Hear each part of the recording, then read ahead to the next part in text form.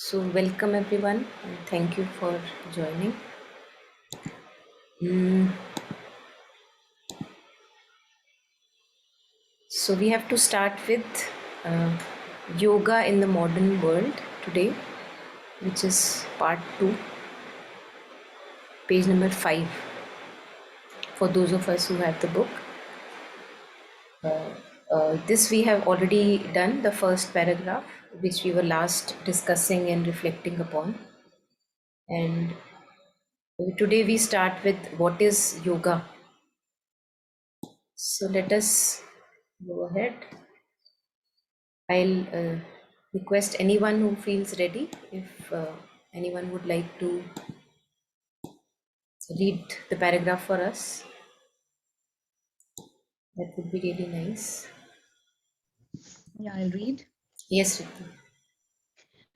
What is yoga? In the right view, both of life and of yoga, all life is either consciously or subconsciously a yoga. For we mean by this term a methodized effort towards self perfection by the expression of the secret potentialities latent in the being and highest condition of victory in that effort, a union of the human individual with the universal and transcendent existence we see partially expressed in man and in the cosmos.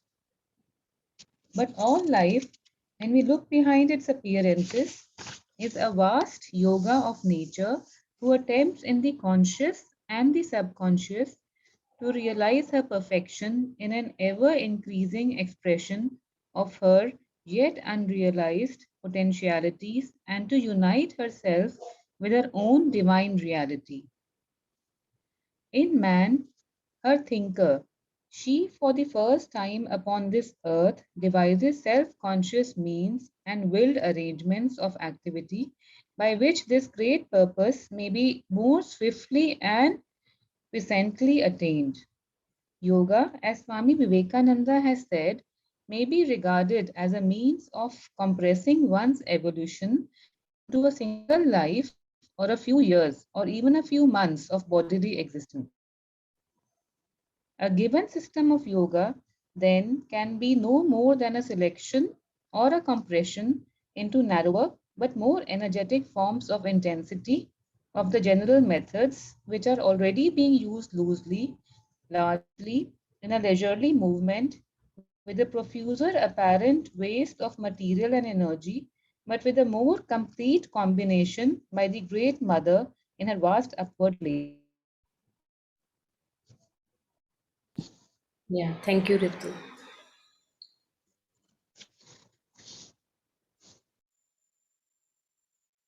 So, I think before we even touch the aspect of healing, we have Mother or Sri Aurobindo's words.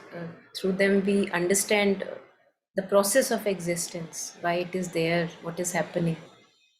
And on this paragraph, the first line, in the right view, both of life and of yoga, all life is either consciously or subconsciously a yoga.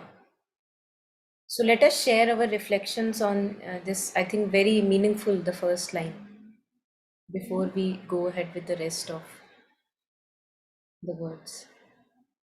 Since I'm sharing, because all of us have already been connected with Mother Sri Aurobindo's words. So what for you this means, that all life, either consciously or subconsciously, is yoga.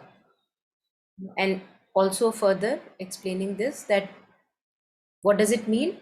A methodized effort towards self perfection by the expression of secret potentialities latent in the being and highest condition of victory in that effort, which is a union of the human individual with the universal and transcendent existence.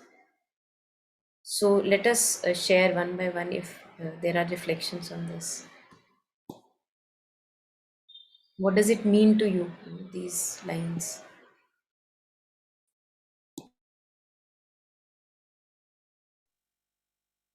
Um, this is so important. Like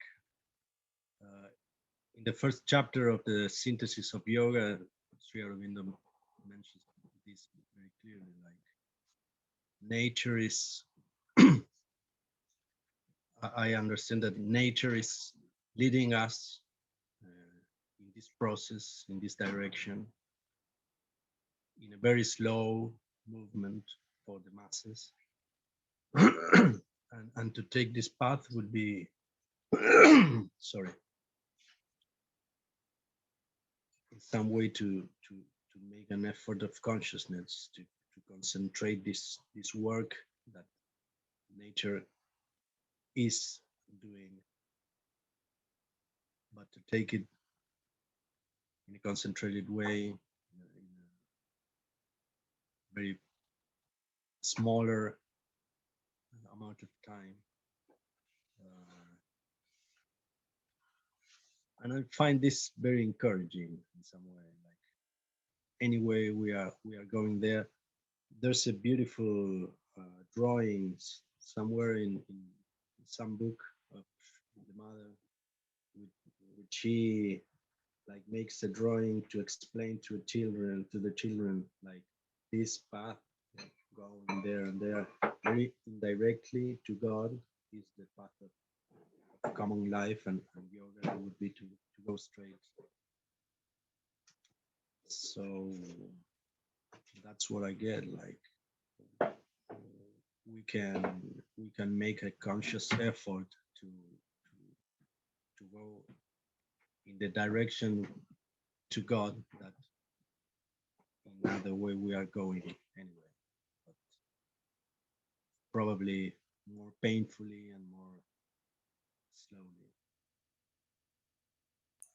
Yes, yes. So absolutely, in mother's prayers and meditations also, it comes again and again that the divine victory is certain. So just like you were sharing this image that mother shares, either like a wavy path towards the divine, which is the path that nature takes, too much wastage of energy, and yet the destination is only one, the union with the divine, complete union with the divine. And mothers, that's why mothers shares that if you now are ready, then collaborate with the divine. So that's a straight forward path, like a straight line, knowing, becoming aware and conscious of our patterns, and now getting ready to leave them. Yeah. And that's how we collaborate in this upward movement of the nature or prakriti that is happening. Absolutely. And as you said, that it consoles us also, because our victory is certain. But again, because if mother also says that if we don't collaborate, then things can really be different. The whole human race as we know right now will maybe need to be wiped out, and something new has to come.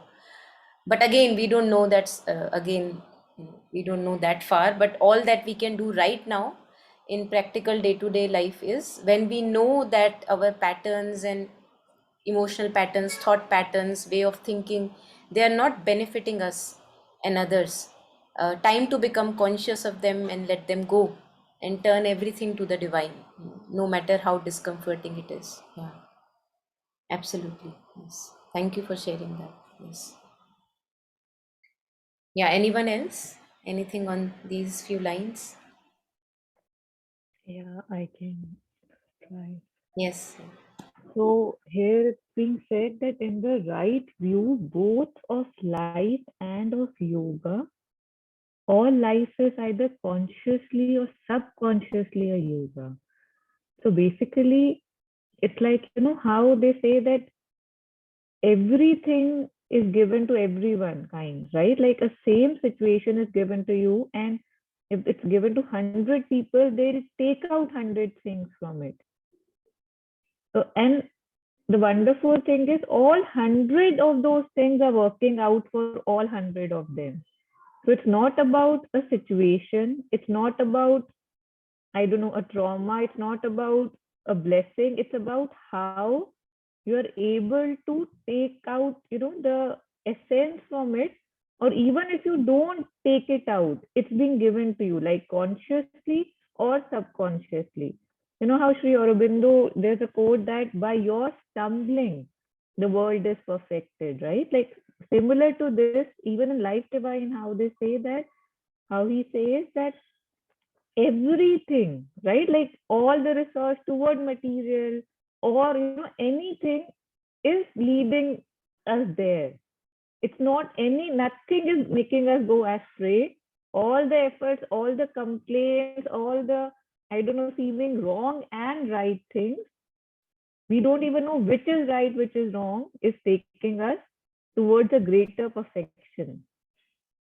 So in the right view, so if you are right, if you are standing right, if you are standing like, how, if your aspiration is towards self perfection, I think then it will be more maybe pronounced. But either ways, if you are standing right, which I think all of us would be standing right then, right? Given that definition, there is no wrong. So the view is that both of life and of yoga, either subconsciously or consciously, for we mean by this term, I'm sorry, a methodized effort towards self perfection by the expression of the secret potentialities latent in the being, that I already have everything, right? Given different, I don't know, different things are pressed, and more and more and more refined version of me comes out. I mean, that doesn't mean I will not cry first, right? Again, that is also there, that this is happening, that is happening, and yet the highest condition of victory in that effort, a union of the human individual with the universal transcendent existence, we see partially expressed in man and in the cosmos. I have some background sound. I'll change my position.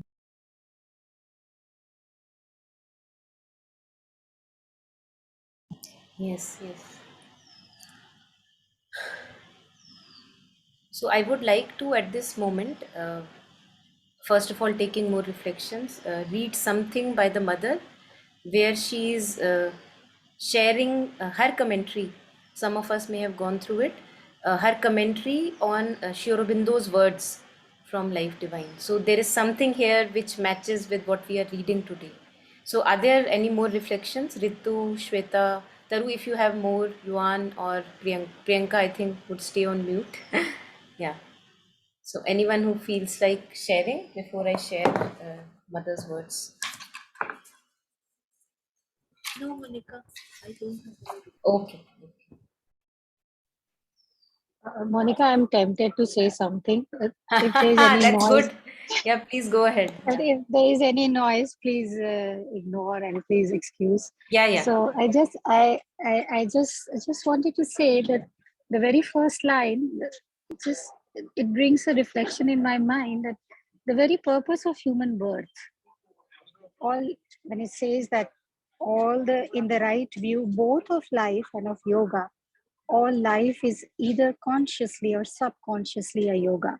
So the very purpose of our birth is to evolve, to transform, whether we are aware of it or not aware of it, whether we are aware and collaborating consciously or not aware, even then, whatever we are doing in our life, in our professional life, in the outer world, in the material world, and it is constantly, it is helping us to evolve. So the nature is there, given it is there to, through nature we are constantly working towards our own transformation, our own evolution, whether we are again aware or not aware. So this is just one line that I wanted to say. There's a lot of noise over here, so I'll again go on mute. Thank you.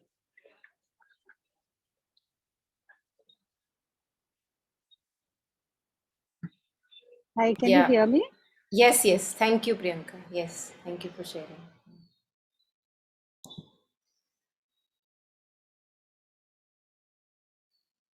So I'll read something by the mother here in commentaries on Life Divine. So mother has left a few, not few, many, but on Sri Aurobindo's Life Divine, she has left a few words of her reflection on Sri Aurobindo's writings. The two of the last chapters, that's what she talked about. So amazingly, I was just going through it, and this, what we are reading today, it just kind of resonated with this. So Sri Aurobindo says, a spiritual evolution, um, an evolution of consciousness, what Priyanka was just sharing, in matter, in a constant developing self formation till the form can reveal the indwelling spirit, is then the keynote, the central significant motive of terrestrial existence. So, on this, Mother has a few things to say for us to make it simpler. So, Mother says that the first thing to understand is precisely the first sentence, which states the fact, the raison d'etre, and the very principle of universal existence. So, I think it is very important for us from time to time to uh, do this inner alignment, because if we don't do this time to time inner alignment, then we get so much swayed by the outer happenings that we forget the purpose of our human birth at all. That why are we here? So am I here to have stable families, stable relationships, everything is stable, good money, good power, good respect? Is that the purpose of the present human life? Or is the purpose which is stated here, which is a constant evolution so that the union with the divine is ultimately reached? Growth of consciousness, in other words, evolution or ripening of the being. So I think if I set this inner compass right, which from time to time I seem to forget because the outer things become so overwhelming, then everything becomes, I can understand it, that why that thing had to happen, okay, why that relationship had to break, okay, why I had to get this disease, then everything makes sense, because through all those difficulties we grow, we evolve. And if we look at again the crux of the matter, if growth of consciousness is the crux of being here as human beings, then everything is completely in alignment, then you can't complain much. So I think this, I feel personally, for me it has to be realigned again and again. Since we are born in forgetfulness, we forget, and then we begin to complain, "Oh, why the divine is so cruel, why did this thing happen to me?" But then if we see that how we have grown out of those difficult situations, whether it's losing a loved one, having a disease, breaking of relationships, or not having a job for a long time, if we look how it has evolved us as a person, then our attitude will change. We will see that, oh, I have mellowed down, my ego has softened, the doors of heart are now open than what they were earlier. So then our complaints, maybe they, if they don't vanish, at least they can reduce from the divine. Yeah. So anything here, anyone?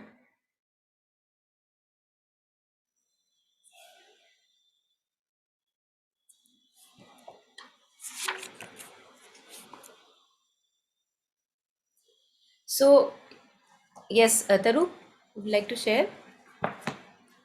I was just switching the video on, Acha. but in general, I mean, Yeah. it is amazing that how we cannot see that, right? And how again and again we have to, I don't know, make ourselves see, right? Like, because again, there's so many different things that happen along with the happening that's meant to be, that the happening that has happened, as in, something happened and it took you somewhere. I mean, we are not able to see that because there's so much trauma of the event, or as in, yeah. So I'm just saying that to be able to even see a glimpse of what it has given to you in itself appears to be so much grace, that okay, there's always something to be thankful for. So it's a very beautiful reminder. And like, how once you had shared that, keep your eyes always on the mother, right?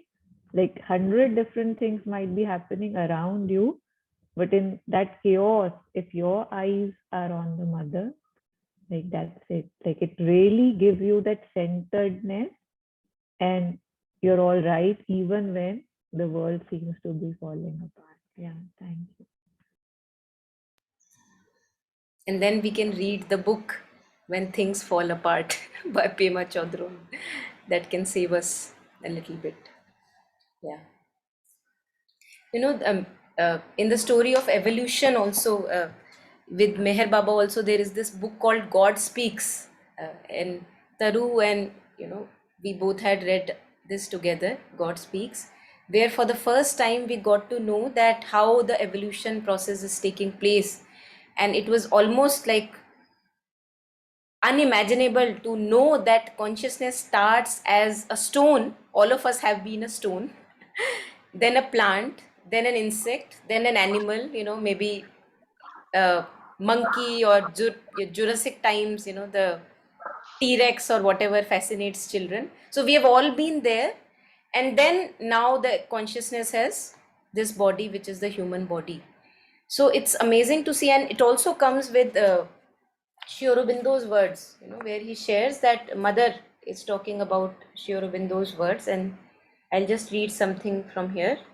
Yeah. So, in the outer appearances, as you see them, at first you find the mineral kingdom. That is how the journey begins.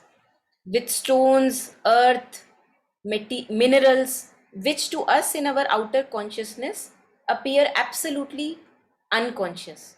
So, if we look at a stone, we say that it's unconscious, inanimate object, it doesn't have life there. But consciousness is there in a stone also. Yet behind this unconsciousness, there is the life of the spirit, the consciousness of the spirit, which is completely hidden, which is as if asleep, though that is only an appearance. And that's why in India we have also the abilities to have, we have stone gods, idols, or even if it's a not well formed idol or murti, it doesn't matter. Many people place just a stone and make tika to it and they pray to it, knowing that there is divine who is listening. So, and this consciousness which is hidden, it works from within in order to gradually transform this matter. So, it's hidden inside and this will gradually come outside.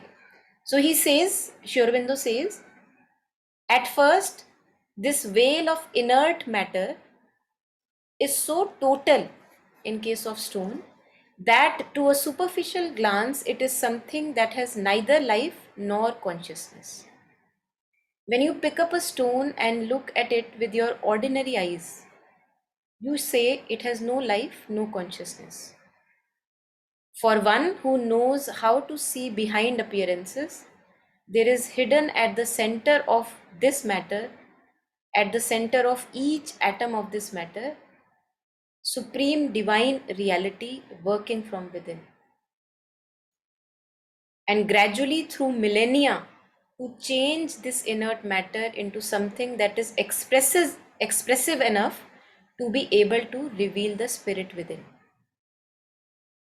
So imagine that if it is there in the stone, how much alive it is there in, for example, animals, which is very palpable, plants, and human beings. And then Mother talks about trying to make an effort, that in plants for the first time we see this effort to go towards the sun, which is very beautiful. So we see that in forests where the sunlight doesn't reach that well, we see that trees are so tall because they're all aspiring to reach towards more and more light. I think how beautiful contemplation that is. And it starts from there, and then in animals again an attempt to towards expressive consciousness, that it wants to effort, makes effort. And in human beings also, I think this is what makes us so amazing, that no matter if we are in darkness, which all of us go to time, yet if we have this aspiration to go towards light, that is what is given to us, granted to us, if we want to make use of it. That we don't like to be in depression, we don't like to be in dullness and inertia for a long time. We want to grow, we want to progress, whatever areas we look forward to. So Mother talks about this effort, trying to reach the sunlight.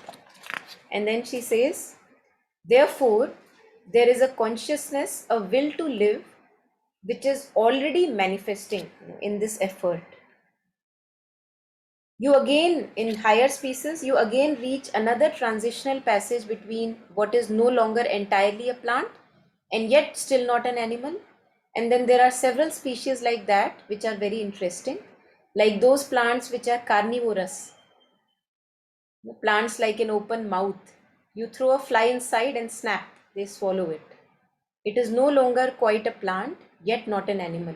So Mother is now taking us forward in this journey, how this transition is happening. So I'm not going to now go into this. This will just take us somewhere else. So yeah, anything here? Anyone?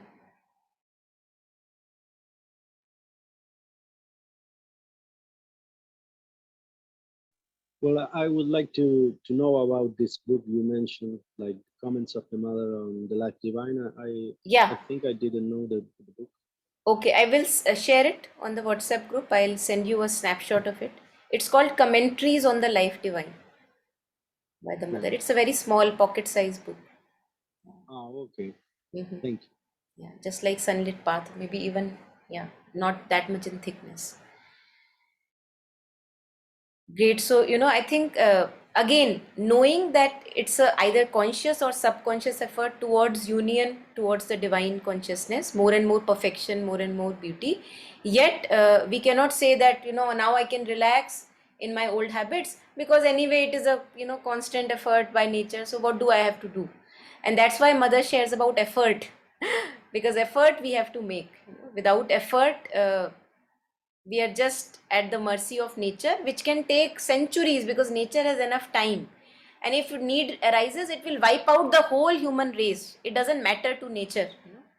If it is not serving the purpose, union towards the divine consciousness, then the whole race will be wiped, a new race. Again, as Mother says that, more wastage of energy, drainage of energy, because nature creates in abundance. It does not have any scarcity of resources, so it creates fully, fully, in too much of raw material it's creating, and then it doesn't take a moment to destroy it completely, erase it completely from material existence, because it did not serve the purpose what she was looking for. So either that would happen, which is a lot of drainage of energy, which is also okay, but we have the possibility of, for, individually making baby steps towards collaboration.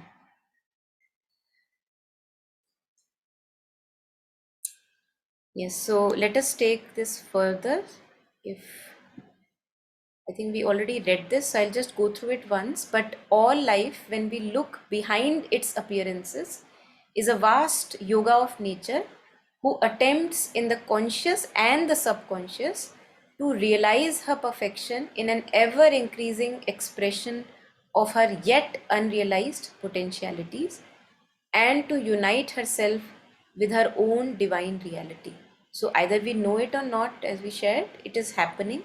And even in material nature, we see this happening, like how nanotechnology is surging up, like more and more precision, even in technology, sending probes to sun and circling so close to sun, and yet it is not making the probe melt.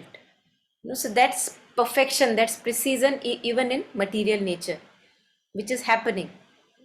In man, her thinker, she, for the first time upon this earth, devises self conscious means. That now I can, this was the ego pattern I was operating from. So this is something which is very specific to man. That's why we say human birth is so precious, that we can become self aware, self conscious of what's happening in our being. And hence we can also have the mastery slowly with practice to transmute the patterns which are not helpful anymore. That's very special. In man, her thinker, she, for the first time upon earth, devises self-conscious means and willed arrangement of activity by which this great purpose may be more swiftly and puissantly attained. Now, this also reminds me of sending this, there is a probe that was sent to sun. I had mentioned it earlier also, that how fascinated I was when the first time I had a glance at it. And this probe was a self-correcting probe. That because it will go further, and also to Pluto, because it will go so far that we would not have any control on it. So it was a self-conscious, self-correcting probe. So even in robotics and mechanics, that is a possibility now, that the probe become conscious of, oh, this is getting, I am getting misaligned, and it has the capacity to realign itself. How beautiful is that? Almost what can happen with us, with human beings, that if we see the, oh, again the focus is disturbed, I am forgetting the mother, or too much focus on outward events, we have the possibility to again reset the inner compass. Yeah, anything here? Anyone? Beautiful lines. Yeah, one question, Monica. This says that in man, her thinker. So in man basically means in the human beings, and her thinker would mean the thinker of life. Yeah, at the moment, her is referring to nature or Prakriti. Okay. Ah.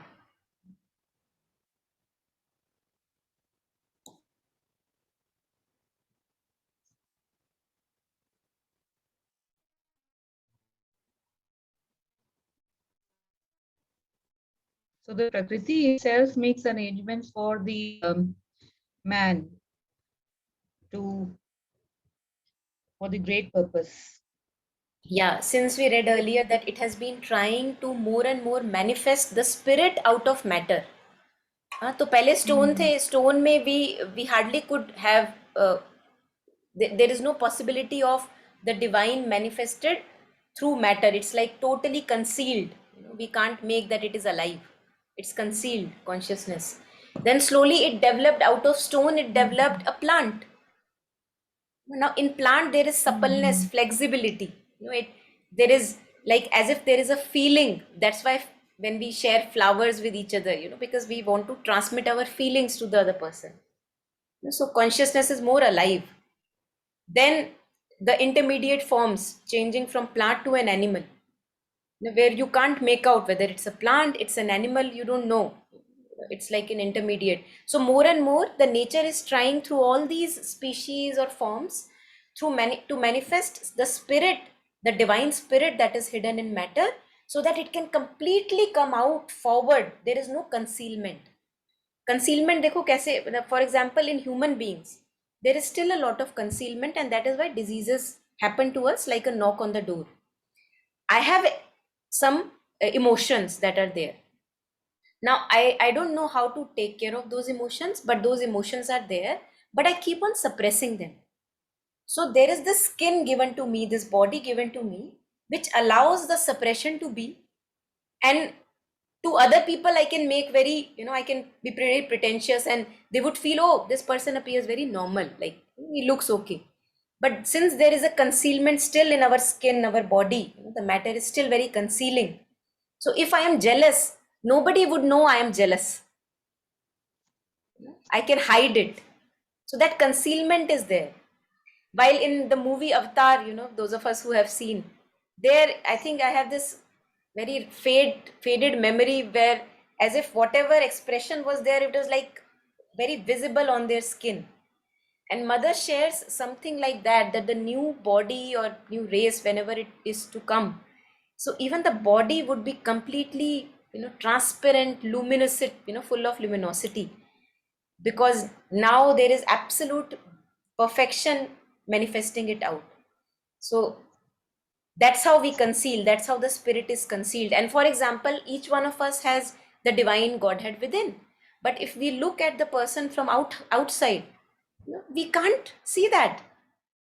Maybe in some it is very much in open, brilliant lustrous eyes and full of bright, talk and speech, body, speech and mind, but in most of us it is concealed.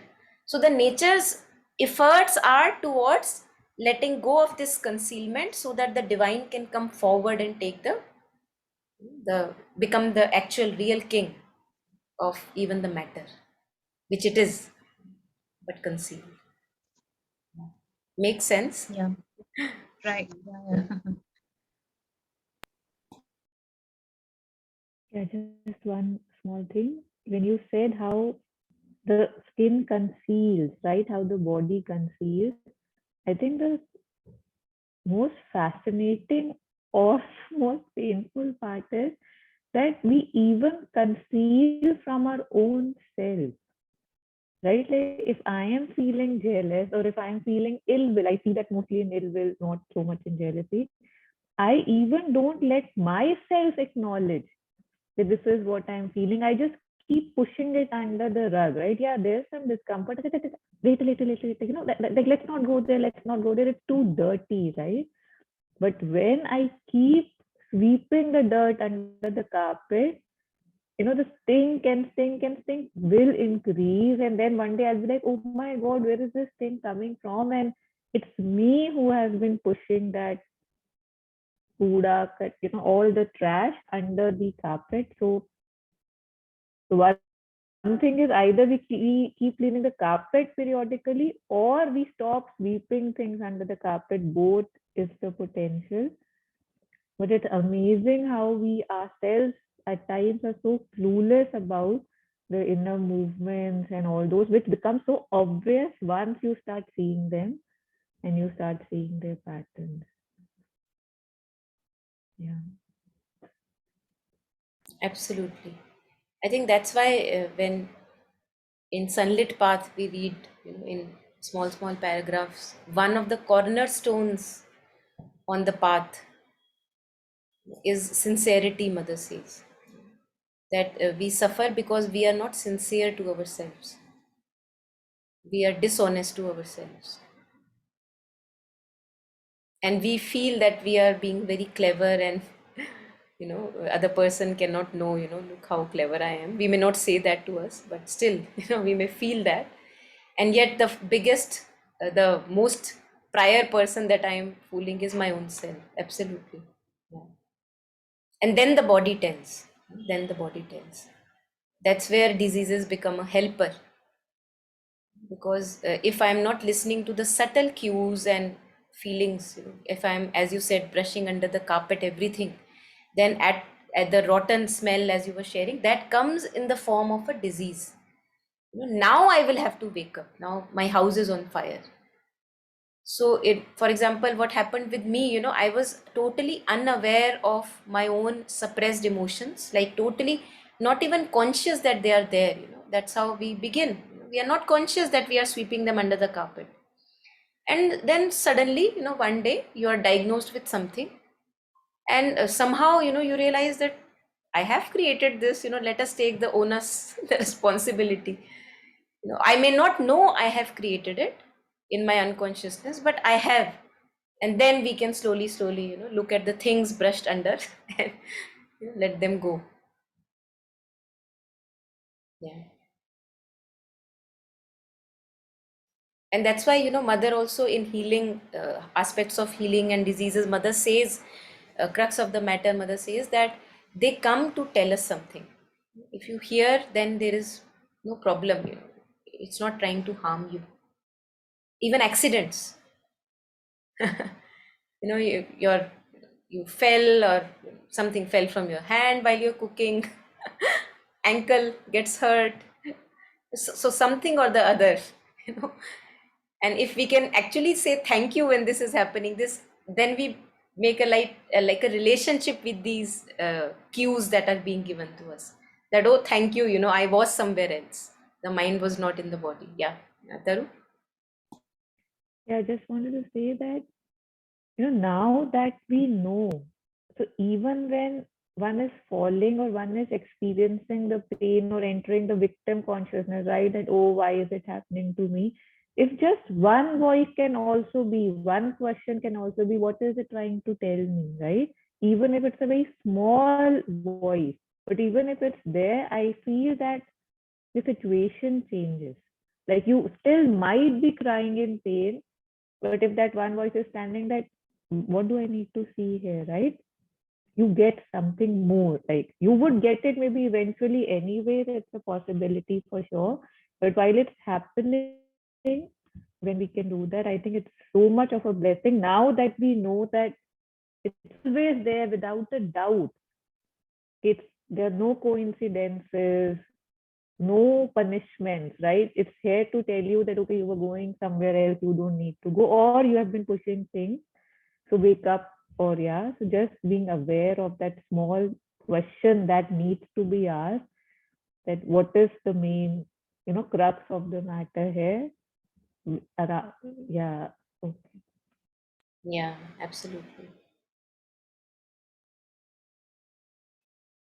And I think in the beginning, we are very stubborn, not only in the beginning, also the beginning can go for lifetimes.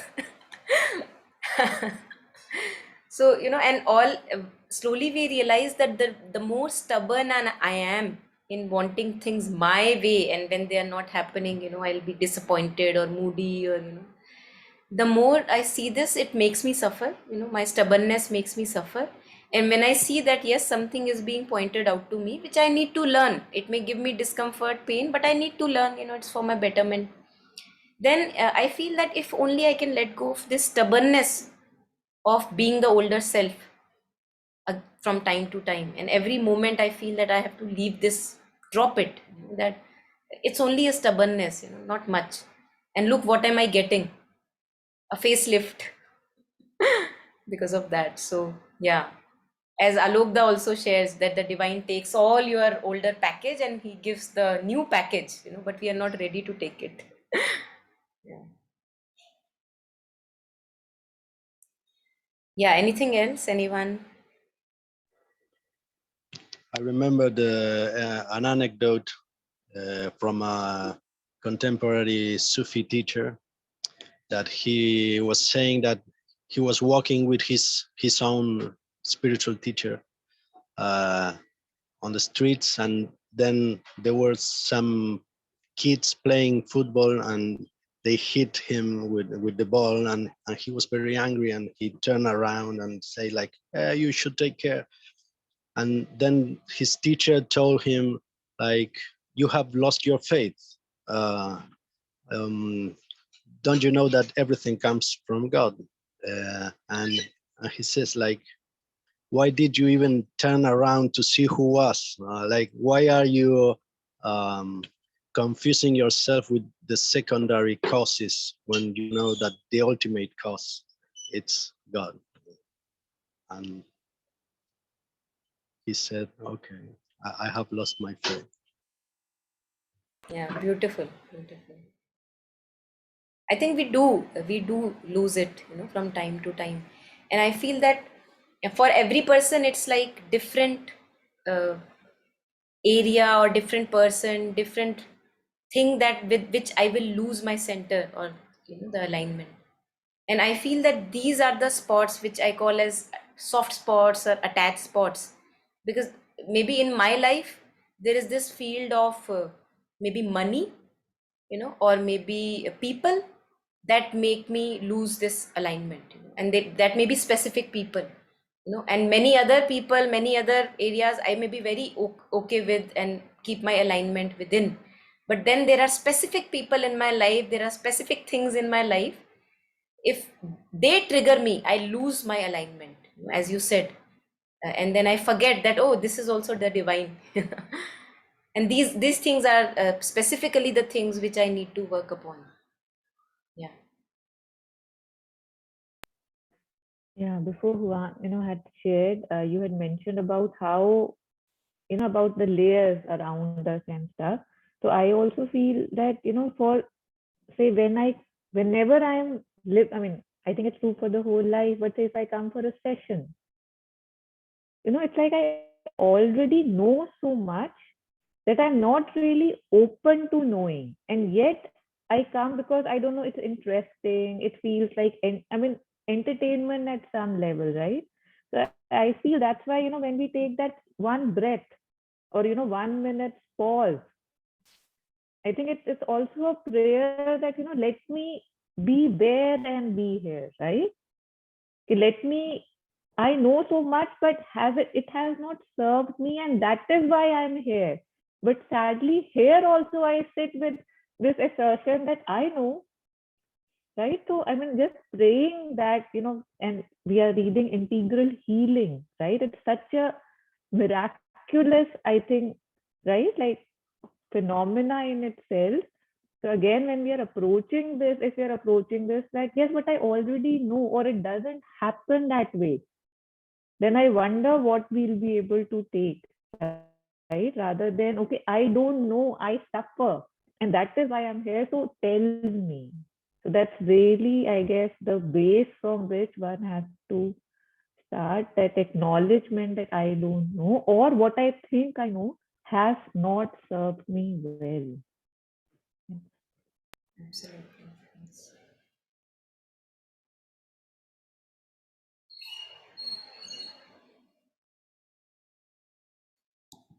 So, the choice is with us,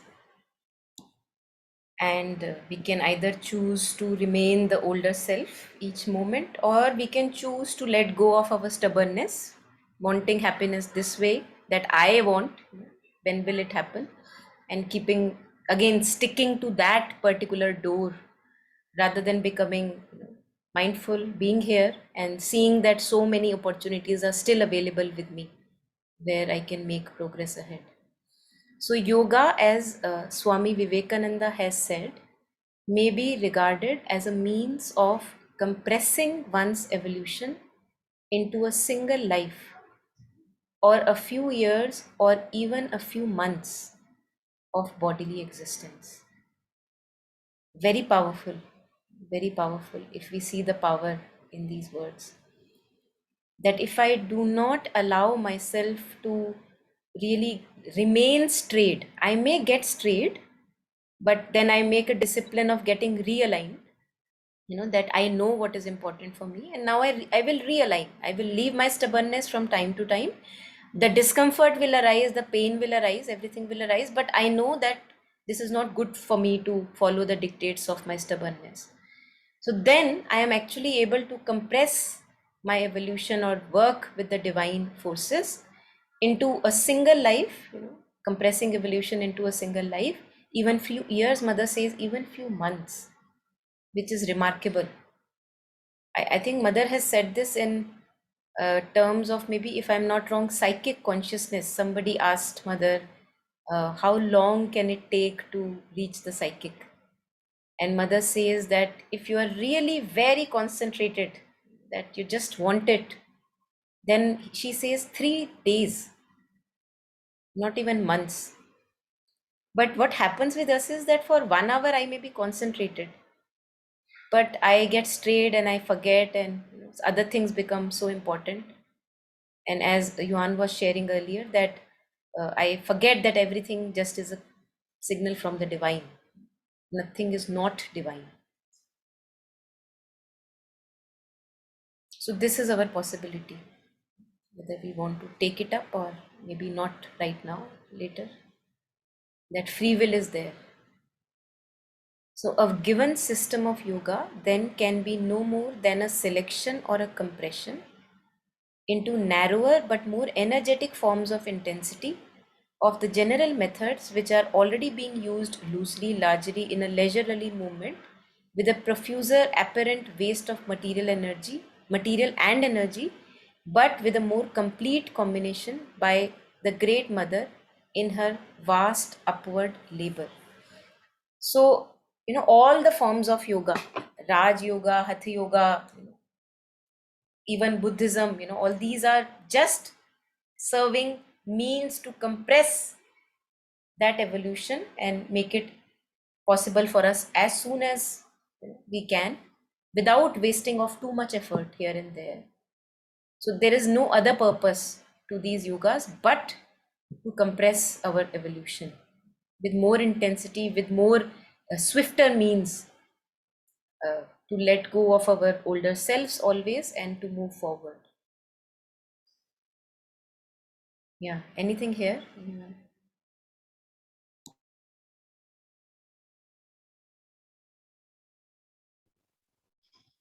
Yeah, because sometime back you mentioned that, like, we sometimes accidents and they are here and we show stubbornness and realign. So somehow when such things happen, I mean the accident takes place or a disease occurs. So I mean, how would we know what is the reason it has come here for? Then the reason has to be shown to us by the divine only.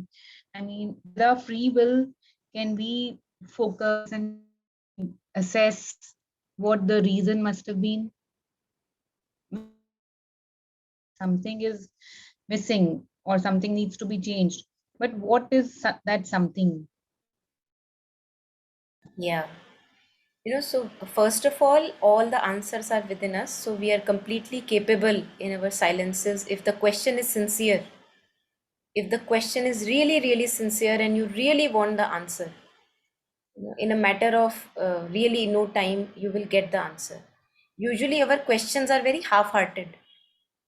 So I think that there is a reason, but it's not that I really want to know the reason behind this happening. So half-hearted attempts are not going to bring us to a direction.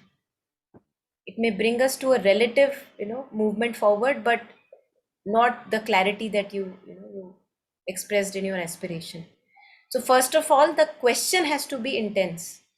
That I really, just really now want to know what is happening with me, and what is the reason.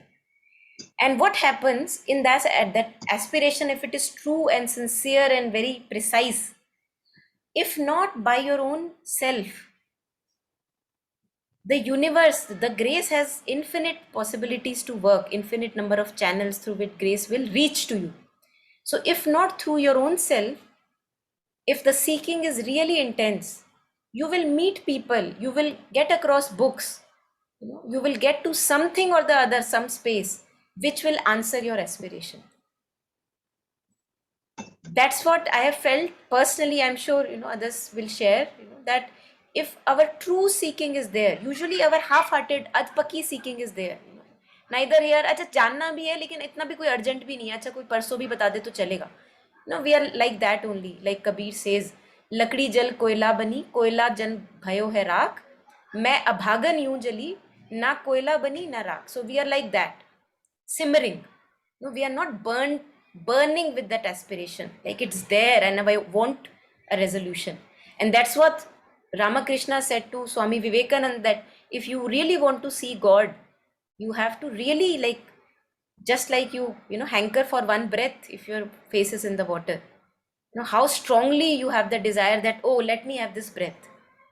That intensity has to be there, that I want to now find out what is my condition and what is it trying to tell me. Then the answers are given, either through, you will meet persons, people, books, situations, something by your own self, dreams. We said so many symbols and answers we can resolve through dreams. So I think the first thing that has to be there is, do I really, really want to know what the universe is trying to tell me through this particular phase or disease or accident?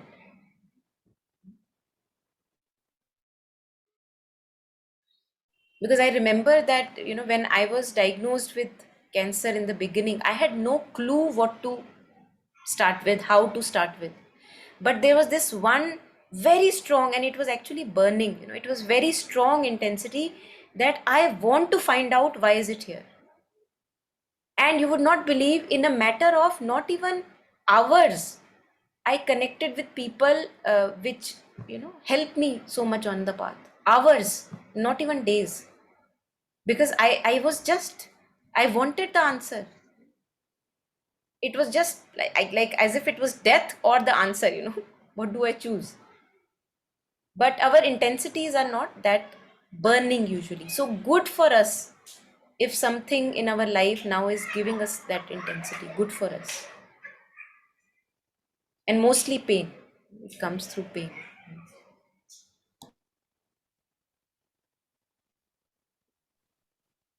I think for me, in addition to say the specific answer or not, this thing comes up again and again, that what am I giving importance to? Right? Because as soon as something bigger comes, say, like pain, like you were saying, right? Because pain has this beautiful grace of not letting us go anywhere but stay here, right? You cannot escape it. Like yesterday, I was having a bad headache, and it was weird that when I would close my eyes, it would stop. When I would open, it would be there. So I was looking at, like playing around with it, that how beautiful it is, that it's like, how, okay, if you close your eyes, you are here, right? You're more here, you're not there. And there's ease. And as soon as you open and you are out there is disease, right? Like, and if that pain could continue, I would not be able to look outside. Like, because I being myself, I keep looking out, right? But if something like that is put in front of me, I will be forced beautifully to stay inside. But of course, we can get lost in the world of thoughts. That's not there. But anytime something major happens, one of the very obvious thing is, but where was I? How did that happen? Or, where do I go? That becomes much easier to see that what am I giving importance to? Like right now, when I'm, kind of experiencing this pain or something big has happened, does the small things that keep me occupied, like with their pettiness and desires or complaints, do they have any role right now, even 1%? If somebody tells me, oh, that person was saying that about you and your hand is bleeding, you're like, haha, let me first, do something about it. So I think again, and that has to be kind of brought into the everyday, right? That why do I go there? Why do I go there? Because there's so much more here that I can be with. And that's a choice I can make any time. Like, it's not that, like, because our tendency tells us, but how do I do it? How do I, it's just like a switch of a button. Okay, done. I was like that. That is where I pulled. But now, every time I try, and then that becomes the new path that one can walk on. Yeah.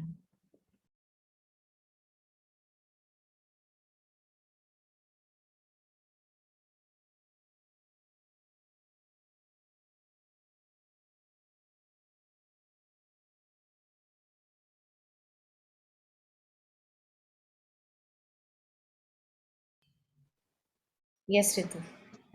Thank you. Thank you. So I think this is very important, and that's why in Buddhism also they say to take refuge. And where do you take refuge? In Buddha, Dharma, and Sangha. Why? Because we forget. Very simple. We are born in forgetfulness. We will keep on forgetting. Let us come to terms with it and not get frustrated about it. Why do I forget? We do forget. Let us take it as a reality. I do forget. Now, how can I practically go about it? I put reminders. So I either talk to a community of people, which are reminders, either I delve in scriptures, which are reminders, or I take refuge in masters, gurus, my own true nature, so that I am reminded. So we just, I think it's almost like a discipline once, as you were sharing, so once we are set with our priorities right, then we can set our discipline. Okay, this is important for me, so I will give myself reminders. For example, if I have to catch a flight early in the morning, it's important for me. I will put, if I have three phones, on three phones I will put reminders. एक 6 o'clock बजेगा, एक 6:10, 6:15, so that I don't miss the flight. That's what we do, because we know how important it is for us to catch. So if we know now what is important, then we will give it priority. And if at the moment we are not giving it priority, then it just plainly means that it is not important for me right now. Something else is important. So actually I must go ahead and attend to that what is feeling important. So that I'm convinced soon, not in two boats, because that is even bigger of a struggle. Yeah.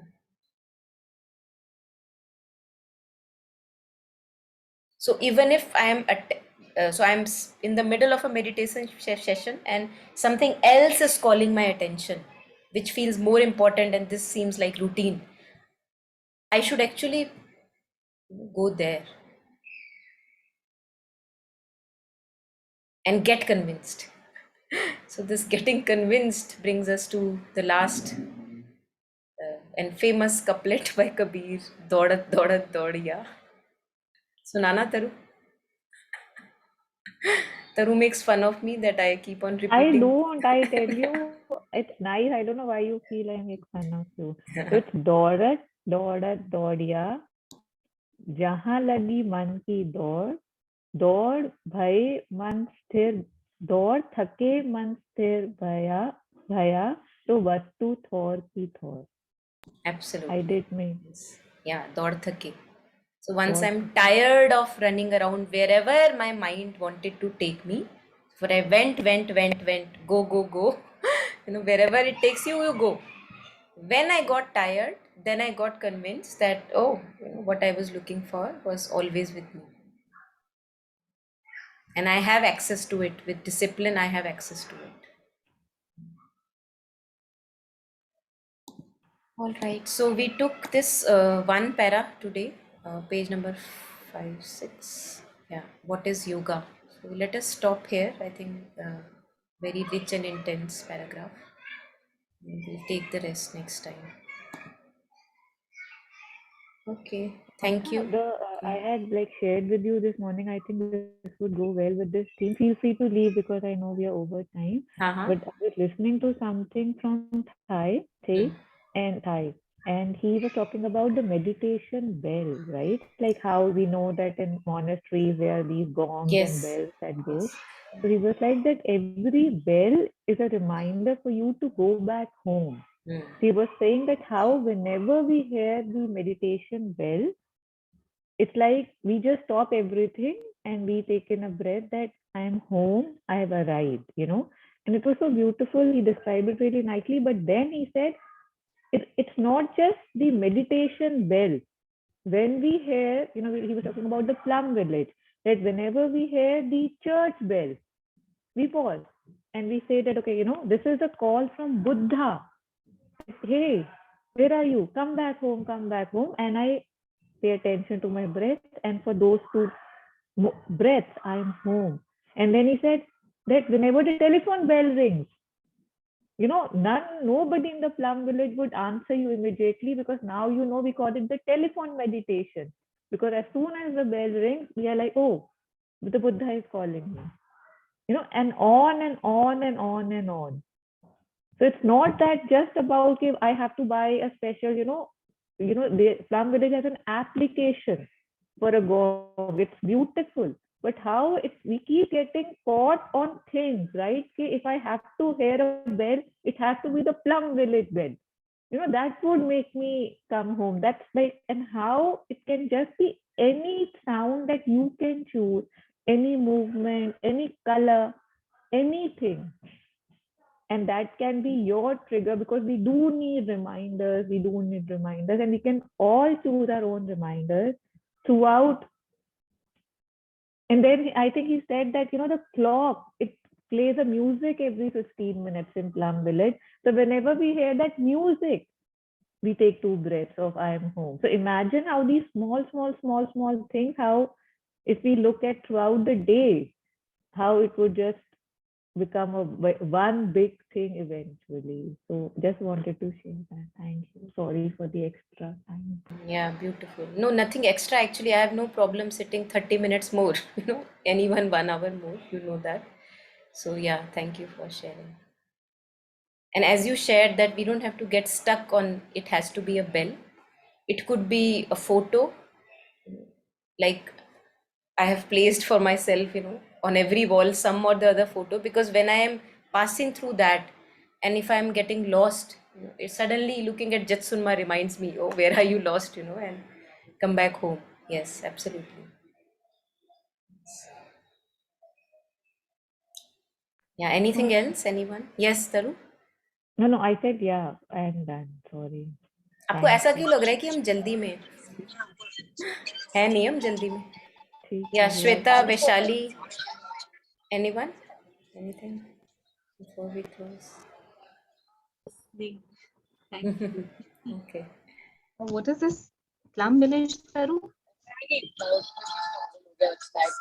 Ritu, Thich Nhat Hanh, Thai, right? I keep sharing his like the video meditations we share na. So he had when he was exiled from his home country because he was a peace warrior, he was given refuge in France. So France, he has made a beautiful monastery in the Plum Village, like that's the name.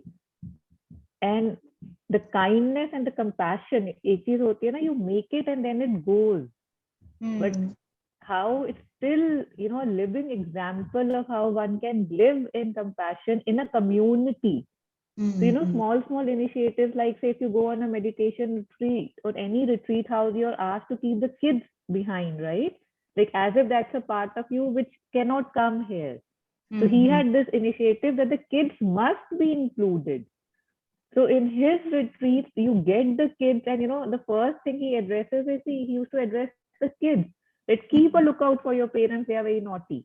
He would involve them in the activities, and then there would be volunteers who would be, kind of keeping the kids engaged. And wherever the kids, I think, can be incorporated, they would. So as in it has to be of your life. The changes have to be in your life. They cannot be segregated, divided, and because he said that then in the heart of the kid that comes, right, that this is more important to the parent or something. And again, that compassion, that love is not there. So Plum Village is where Thai used to live before again, he went to Vietnam after they allowed him to come back after, I don't know, 40 years or something. Yeah. Okay. And there are many videos where he's taking questions from kids also, which is very nice. So there are only kids sitting in front and one kid is talking, teenagers and kids, they're asking questions. One kid asked, what is God for you? I think last time we had shared this in some session. Yeah.